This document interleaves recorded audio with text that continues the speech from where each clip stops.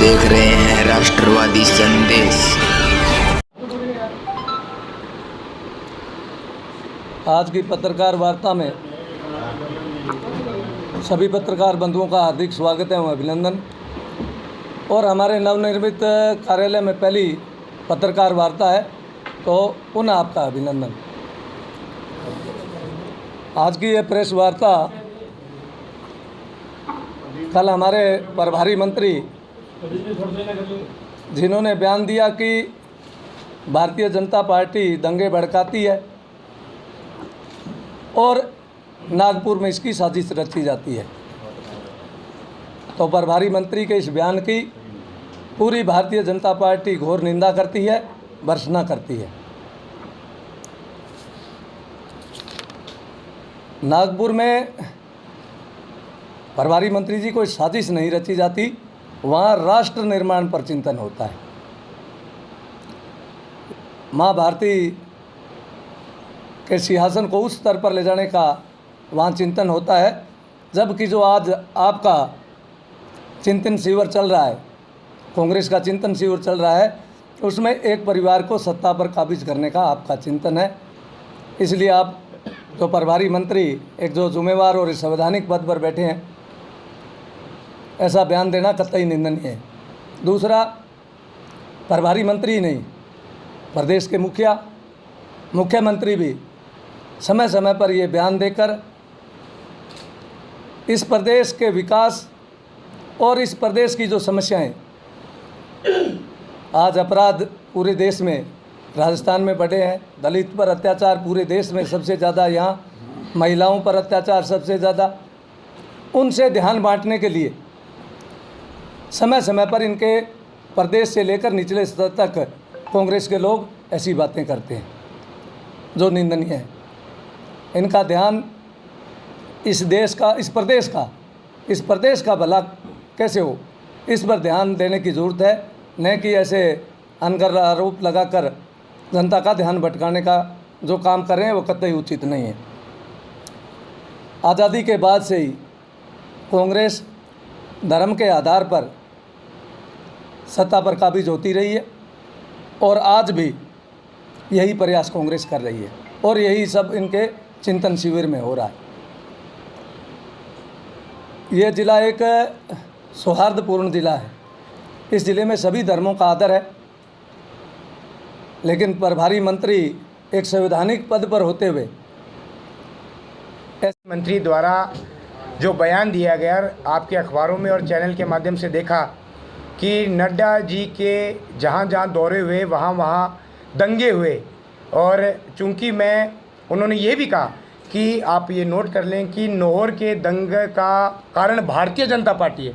तो मैं बड़ा स्पेसिफिक आपको उत्तर देता हूँ, आपके विचार हैं, आपकी सोच, आप जो मर्जी लिखें, लेकिन आप ये इस बात की गहराई को समझिए भी करौली, जयपुर और जोधपुर में तो नड्डा जी नहीं गए। हनुमानगढ़ में केवल कार्यालय उद्घाटन था, जिसमें से भी अधिकांश समय पत्रकार साथी, चूँकि राष्ट्रीय अध्यक्ष किसी राष्ट्रीय पार्टी का आता है तो फोकस रहता है, तो उससे पहले बड़ा कार्यक्रम तो सूरतगढ़ में था, तो गंगानगर जिले और बीकानेर, चूरू में तो कोई दंगे नहीं हुए। नौर के दंगे का कारण और दोषियों पे कार्रवाई, कोई निर्दोष भी ना फंसे, ये सारी बातें पत्रकार साथियों ने, मैं 2 दिनों से अखबार में देख रहा हूँ, प्रिंट मीडिया, इलेक्ट्रॉनिक मीडिया में देख रहा हूँ, कहीं कोई आपने ऐसी बात गलत नहीं लिखी कि फलाने ने करवा दिया या फलाने का हाथ था। आपने ये भी लिखा जो लोग हम उसकी अगुवाई कर रहे, न्याय मांग कर रहे थे, आपने वो भी लिखा, जो दोषी थी वो उनके पकड़ने की मांग लिखी।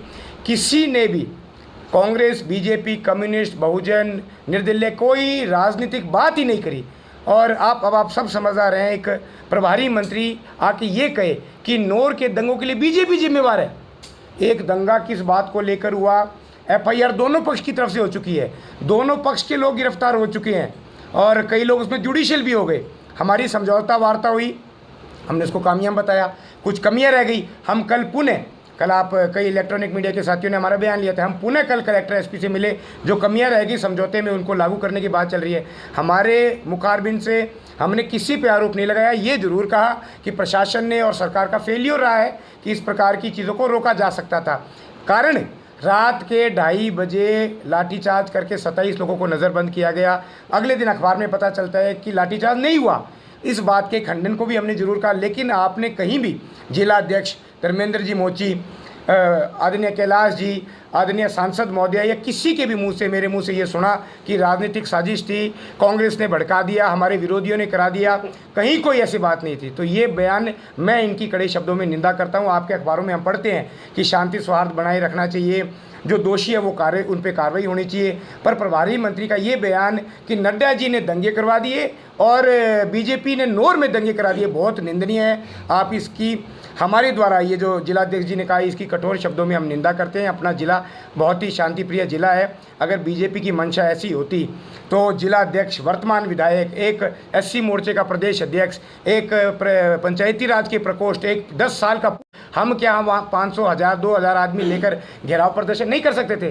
पर हमारा मंशा उस बात को बढ़ावा देना नहीं था। हम समझौता वार्ता में साफ मन से गए, समझौता वार्ता करी, कुछ बिंदुओं में अगर मतभेद रह गया उसको हम कल दोबारा की है और वो मीडिया में भी आई है। पर इसमें भारतीय जनता पार्टी की या राजनीतिक बात कहाँ आ गई?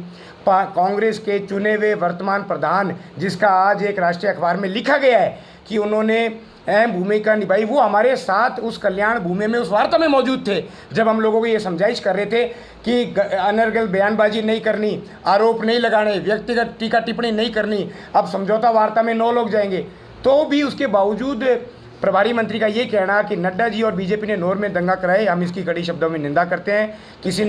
जिन्होंने ये दंगा करवाई, जो व्यक्ति दोषी है, उनको निश्चित रूप से कड़ी सज़ा मिलनी चाहिए। और जो धार्मिक भावना बढ़ाकर स्पष्ट रूप में सांप्रदायिक सौहार्द की सीढ़ी पर चढ़कर जो सत्ता का रास्ता ढूंढना चाहता है, वो लोग, मीडिया उनको आइडेंटिफाई करे। और जो लोग इस समाज में, चाहे वह कम पढ़े लिखे हों, चाहे पढ़े लिखे हों, चाहे अनपढ़ हो, जो ये समझ रखते हैं कि अपने को शांति व्यवस्था कायम रखनी है, इसका राजनीतिकरण ना हो, तुष्टीकरण ना हो, वो भी आपको लिखना चाहिए। हम पूर्ण रूप से मंत्री जी के इस बयान की निंदा करते हैं और उम्मीद करते हैं कि वो प्रभारी मंत्री है। छोटा मोटा बयान कभी कभार विधायक, सांसद, मंत्री से ऐसा निकल जाए जिसका कई बार खंडन होता है तो समझ में आता है, परंतु ये बहुत बड़ा बयान है, सब कुछ निपटने की ओर है। प्रशासन वहाँ पर बैठा है, संभागीय आयुक्त राय जी 2 दिन वहाँ पर कैंप कर रहे थे, शांति व्यवस्था कायम हो रही है, इंटरनेट चल रहा है, अखबार लगातार लिख रहे हैं, और मंत्री जी कल आकर ये बयान देते हैं कि नड्डा जी और भाजपा ने नोर में दंगा करा दिए। ये बहुत ही गलत बयान और गलत परिपाटी है। हम इसका जितने कठोर शब्दों में निंदा करें, हमें करनी चाहिए। ना किसी ने, हमारी पार्टी ने दंगे करवाए, ना हमारी मंशा। हम शांति व्यवस्था कायम रखेंगे, न्याय के लिए लड़ना, और जिनके साथ अन्याय हुआ उनके साथ खड़ा होने का हमारा धर्म बनता है, चाहे वो कोई भी हो। हम इतना कहना चाहते हैं और मुझे कोई अधिक नहीं कहना। आपका धन्यवाद।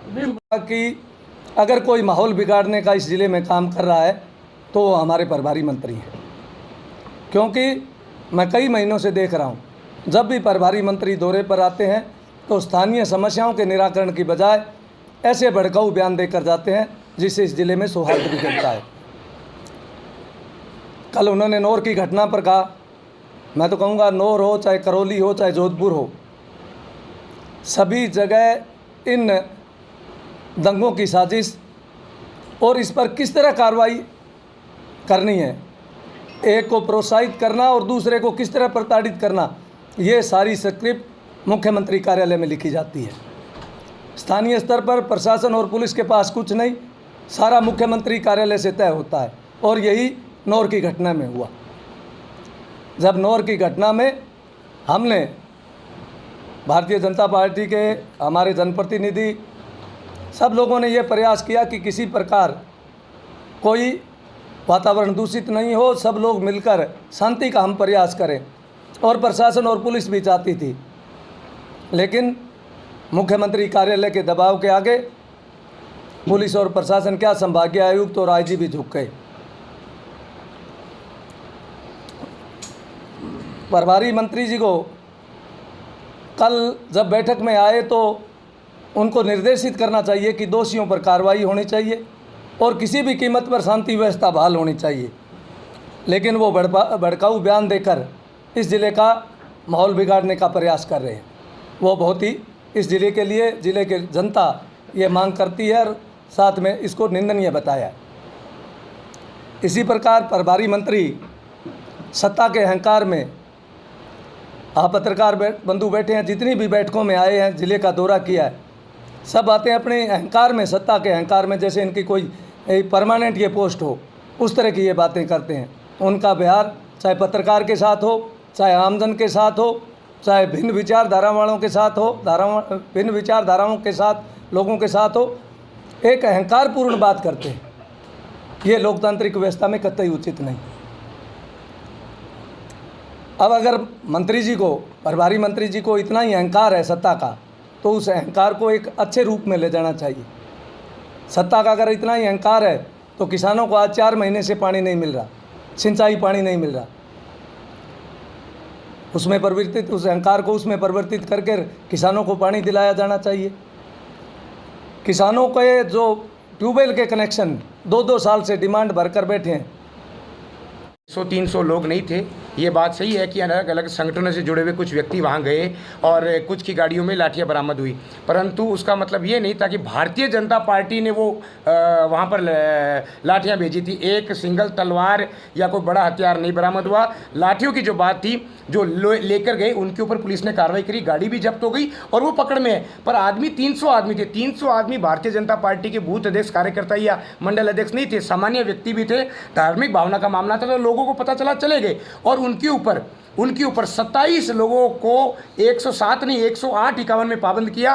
हैसियत प्रमाण पत्र में 1 लाख रुपए के मुचलके के ऊपर उनको पूरे दिन की मशक्कत के बाद नहीं छोड़ा गया, अगले दिन सुबह उनको छोड़ा गया। अगर भारतीय जनता पार्टी की होते तो हमारे लिए तो बहुत आसान था, मुद्दा बना लेते, आग में घी डालते, लोगों को एकत्रित करते, कहते हम तो विपक्ष में हैं, देखो साहब राज बड़ा गलत कर रही है, कांग्रेस बड़ा गलत कर रही है। हमने तो ऐसा कुछ नहीं कहा। लोग पकड़ गए, उनमें बीजेपी के लोग नहीं है। बीजेपी के कौन है बताएं आप? बीजेपी से जुड़े हुए होने का मतलब ये थोड़ी है कि वो पार्टी के प्रतिनिधि है। आज अगर कोई कांग्रेस का भावना रखता है, लाठियां बरामद हुई है, हाँ। और हथियार बरामद हुए हैं, पुलिस ने लिखा है, बयान में दिया पुलिस ने उसमें बयान में ये पुलिस थोड़ा लिखा है, उस पुलिस के बयान में ये थोड़ी है कि वो बीजेपी की है। उसमें तो बहुत सारे ऐसे लोग हैं जिन्होंने कांग्रेस को भी वोट दिया है। मैं आपको साबित कर दूं, उन 27-32 लोगों में थे कुछ लोग ऐसे हैं जिन्होंने कांग्रेस के वोट रहे वो, पर हमने ये बात करी नहीं, क्योंकि 27 और 32 में बीजेपी कांग्रेस का मुद्दा नहीं है। बात ये है कि प्रभारी मंत्री ये कहे, वो मुद्दा, दंगा तो 9 बजे हुआ था, ये वाकया 11 बजे का है। पुलिस ने 11:30 बजे 12 बजे लाठी जब्त कर ली, उन लोगों को अरेस्ट कर लिया, उसमें बीजेपी कांग्रेस कहाँ गई? दर्ज हुई लगभग 11-12 बजे की बात है, एग्जैक्ट टाइम नहीं पता। उसमें जिन लोगों ने सतबीर सारण पे हमला किया, सर फूटा, टांके आए, उनके ऊपर दर्ज हुई।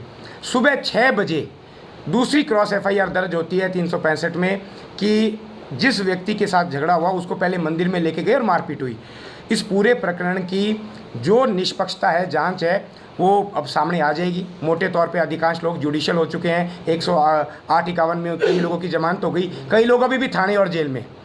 पुलिस इसकी जांच कर रही है। हमने भरोसा जताया है कि अगर आप निष्पक्ष जांच करोगे, जो गलत भी फंस गए उनको छोड़ा जाए, और जिन लोगों ने चाहे भड़काऊ भाषण दिए, चाहे गलत कार्य किया, उनके लिए जहां जगह है वो वही काम होना चाहिए। हम उसमें कतई कोई आरोप नहीं लगा रहे, और अगर गलत FIR भी हुई है, सुनियोजित तरीके से भी हुई है, तो वो काम निश्चित रूप से हम भी जाँच में अपने ध्यान में रखेंगे और पुलिस भी जाँच में करेगी। हमने उनको भादरा से हनुमानगढ़ जेल ले जाया गया। क्या भादरा में जगह नहीं थी, नौर में जगह नहीं थी? कोई बात नहीं। 1-1 लाख के निजी मुचलके पे पूरी रात नहीं छोड़ा गया, कोई बात नहीं। एक FIR के बारे में नहीं बताया गया, फिर भी हमने इतना धैर्य और संयम रखा कि हमें किसी प्रकार से, हमारी शब्दों से, हमारे हरकतों से शांति व्यवस्था नहीं बिगड़े, लोगों को ये कहने का ना ही मौका मिले कि ये जो चुने हुए प्रतिनिधि जब भी आते हैं कभी चर्चा नहीं करते कि किसान की क्या समस्या है, मजदूर की क्या समस्या है, व्यापारी की क्या समस्या है, युवाओं की क्या समस्या है, उन पर चर्चा न करके सिर्फ ध्यान भटकाने के लिए 2 रटे रटाए सब जो ऊपर से इनके प्रेस नोट के माध्यम से कांग्रेस सरकार और पार्टी के आए हुए हैं, वो 2 बात करके चले जाते हैं, और जिससे इस ज़िले में माहौल ख़राब होता है। अब दूसरी बात, कल इन्होंने नहर निर्माण जो पुनर्द्वार हो रहा है उसकी जांच के लिए गए, कहाँ गए? मैं आपसे ही पूछता हूँ, कहाँ गए? लखवाड़ी ये तो रोड पर ही है, आप जयपुर जाओगे तो रोड पर आएगी, लखवाड़ी आएगी, राजस्थान कैनाल आएगी। लेकिन इस तरह होती है गुणवत्ता की जांच। गुणवत्ता की जांच पायलट गाड़ी आगे लगा कर नहीं होती। अगर जांच करनी है तो मोटरसाइकिल से होगी। प्रभारी मंत्री अब की बार मैं कहना चाहूँगा कि अब की बार आए, अगर इस नहर को, जो इस इन 13 जिलों की है जीवनदायिनी, पीने के पानी और सिंचाई दोनों के लिए, अगर मंत्री में हिम्मत है, प्रभारी मंत्री में हिम्मत है, तो वो मोटरसाइकिल से जहाँ निर्माण हो रहा है उसकी गुणवत्ता की जांच करे। और हमसे अगर कोई सीखना और पूछना चाहते हैं तो 18 घंटे वहाँ खड़े रह के दिखाए, फिर बात करना कि मैंने गुणवत्ता की जांच की है। नहर उत्तर की तरफ से आ रही है, पानी उत्तर की तरफ से आएगा, मंत्री दक्षिण की ओर जा रहे हैं। नहर 338 पर टूट गई भाखड़ा को पानी नहीं मिल रहा और ये इधर लखवाड़ी की तरफ जा रहे हैं। पंजाब पार्ट में जो निर्माण कार्य चल रहा है, आज तक कोई इनका मंत्री, कांग्रेस का कोई जनप्रतिनिधि अधिकारी वहाँ गया? किस तरह का वहाँ काम हो रहा है? तो इन पायलट गाड़ी से आगे चलकर प्रभारी मंत्री जी इस राजस्थान प्रदेश के 13 जिलों का, क्योंकि हमें पीड़ा इस बात की है कि इस नहर निर्माण के लिए हमारी सरकार ने 3293 करोड़ एक, 2300 करोड़ एक और पंजाब पार्ट के लिए 2000 करोड़ रुपए कल बात कर रहे हैं। आपके खजाने से कितने दिए अब की बार आए तो हमें बता देना। ये हमारी सरकार के मंजूर पैसे, ठीक है, ये काम निरंतर चलना है क्योंकि ये सिर्फ 1 महीने बंदी के दौरान ही होगा। आपने अपने खजाने से कितने पैसे दिए वो जनता के सामने रखने चाहिए। हमें पीड़ा इस बात की है कि हमने इस काम को बड़ा अंजाम देने के लिए बहुत प्रयास किए और जब काम सही नहीं हो रहा, गुणवत्ता सही नहीं हो रही, तो हमें इस बात की पीड़ा होती है। लेकिन ये जो अब उस स्तर पर बैठे हैं, जिनके हाथ में सत्ता है, वो सिर्फ दिखाओ और नाटक कर रहे हैं। पायलट गाड़ी से कभी नहर का निरीक्षण होता है तो आप सभी पत्रकार बंधु पहले भी देख चुके हो भारतीय जनता पार्टी के शासन में कि नहर निर्माण की गुणवत्ता की जांच कैसे होती है, और आज भी देख रहे हो। दूसरा, कहाँ 11 बजे, कहाँ सुबह 6 बजे, निश्चित रूप से दाढ़ में कुछ काला है।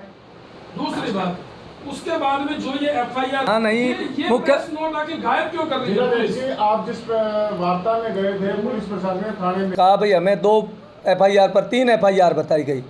एक सतवीर सारन के साथ मारपीट की कमिश्नर साहब ने बताई, दूसरी उन्होंने जो क्रॉस केस कराया वो हुई, और तीसरी जो 108(51) में पाबंद किए। 3 और 3 पर विस्तृत चर्चा हुई। और उसके बाद जो एफआईआर हुई है उसकी मैं पहले ही आपको स्पष्ट कर चुका हूँ कि यहाँ कुछ नहीं है, न कोई कमिश्नर साहब के पास है, ना आईजी साहब के पास है। उसकी सारी स्क्रिप्ट मुख्यमंत्री कार्यालय से लिखी जाती है और उसी के तहत आज निर्दोष लोग जेल में।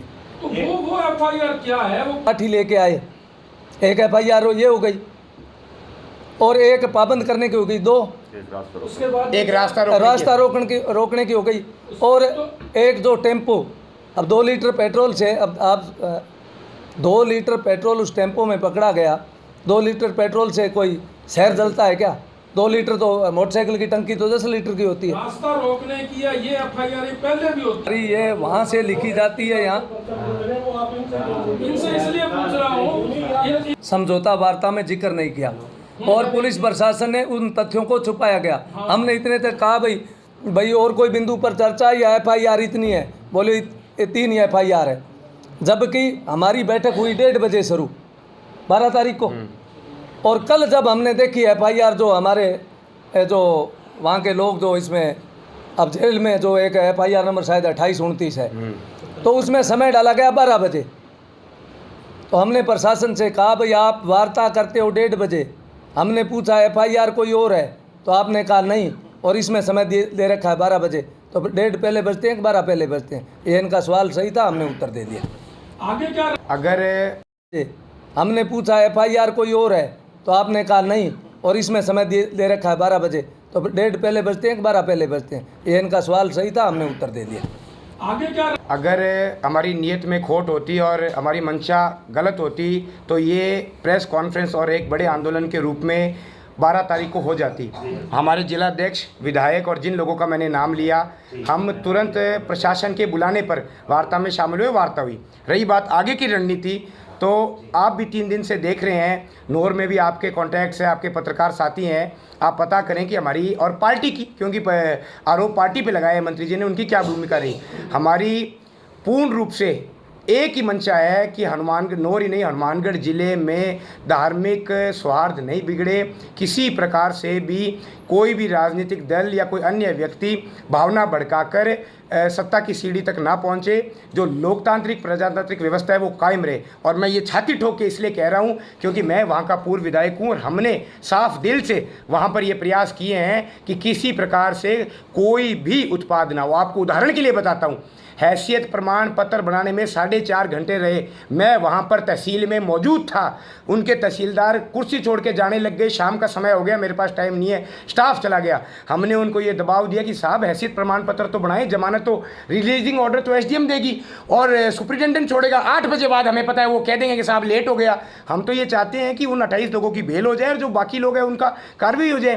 पूरी रात लगने के बावजूद भी हमने पेशेंस रखा और सुबह जाके उनकी जमानत हुई। तो हम ये स्पष्ट कहना चाहते हैं कि हम किसी प्रकार से कोई भी गलत कार्य नहीं करेंगे, परंतु अगर अन्याय के लिए हमें किसी के खिलाफ लड़ना पड़े, चाहे प्रशासन हो चाहे सरकार हो, और अगर एक पक्षीय कार्रवाई करने के लिए सरकार ने आप लिखिए सरकार ने अगर अधिकारियों को बाध्य किया कि एक पक्षीय कार्रवाई करिए और दिखावे के लिए बैलेंस बनाया जाए कि हम निष्पक्ष कर रहे हैं जबकि हकीकत कुछ और है, तो निश्चित रूप से जो हमें आवश्यक कार्य करना पड़ेगा, कदम उठाना पड़ेगा, हम उठाएंगे।